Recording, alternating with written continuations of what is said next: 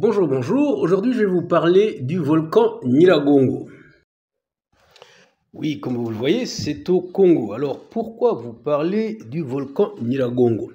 Eh bien, le volcan Nyiragongo est situé à proximité de la frontière rwandaise et il domine la ville de Goma. La ville de Goma qui est le chef-lieu de la province du Nord Kivu.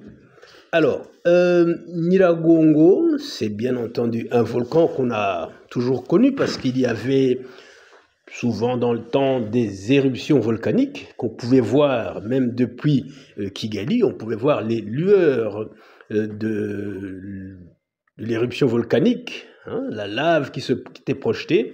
On pouvait voir ça au centre du Rwanda. Alors, le volcan Nyiragongo n'est pas au Rwanda, mais il fait partie de la chaîne des Virunga en Kinyarwanda, les Virunga dans les langues de l'autre côté en RDC, et c'est la frontière, comme on dit frontière naturelle, entre le Rwanda et la République démocratique du Congo. Donc il y a plusieurs volcans, certains sont juste à la frontière, comme Karisimbi, Bisoke, Sabyinyo.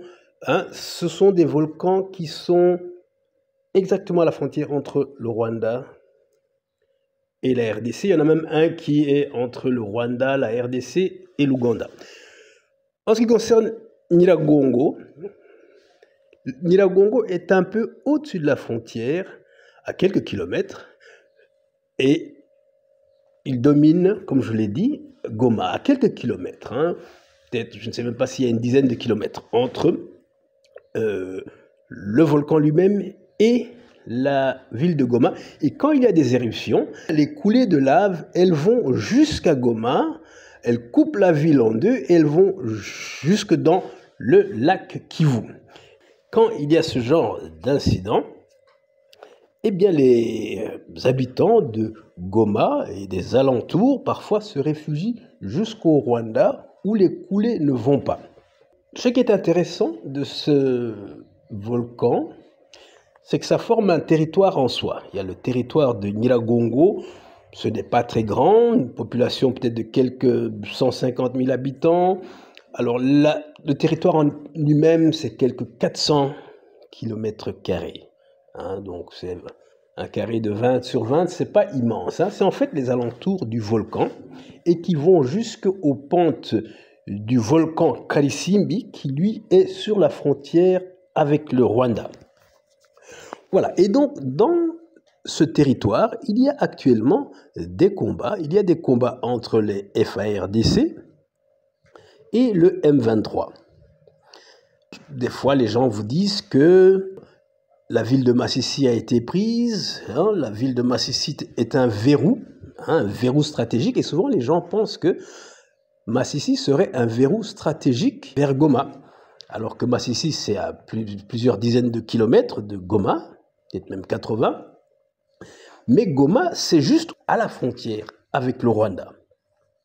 Voilà, donc quand on parle de verrou stratégique, les gens ne savent pas de quoi ils parlent, mais ils se disent, bon, la capitale est à 80 km, donc les troupes rebelles avancent vers la capitale, alors que ces mêmes rebelles sont au-dessus de Goma, à la frontière. Donc quand on dit que le M23 soutenu par le Rwanda progresse vers la capitale provinciale de Goma, c'est n'importe quoi parce qu'en fait, Goma est à la frontière.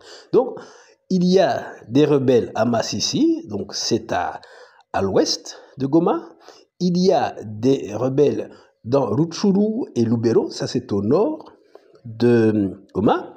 Et alors, sur la frontière, il y a Nyiragongo, la frontière avec le Rwanda à l'est, au nord de la ville, nord-est, et sur la frontière, il y a donc le volcan. C'est-à-dire qu'en fait, la capitale provinciale de Goma est entourée. Donc il y a des rebelles tout autour. Et c'est à Nyiragongo que ces rebelles sont les plus près, c'est à quelques kilomètres. Alors même quand on parle des combats, on vous dit qu'il y a une plaine, on dit il y a la plaine, hein, qui va de ce volcan, puis à la colline de Kanyamahoro. Après, on vous parle des Amawe et des Yingumi, donc j'en avais parlé avant, ce sont les seins de la jeune fille. Et puis on parle aussi de chez Tantino Livre et comme ça. Et en fait, tout ça, c'est la descente du volcan et des montagnes vers Goma, à quelques kilomètres. Donc, la prise de Goma ne serait pas, c'est pas quelque chose de très compliqué.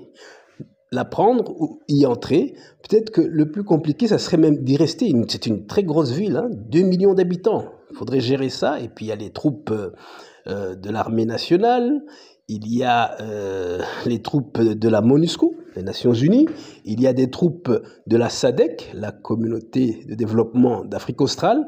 Donc ça serait une autre paire de manches. Nyiragongo, c'est ça, c'est le volcan, c'est le territoire, et c'est juste à la frontière, et c'est juste au-dessus de la ville de Goma. Il est donc important de connaître la géographie des lieux pour pouvoir se rendre compte de la réalité sur le terrain. La prise de Goma pourrait aussi entraîner une réaction plus ferme de la communauté internationale.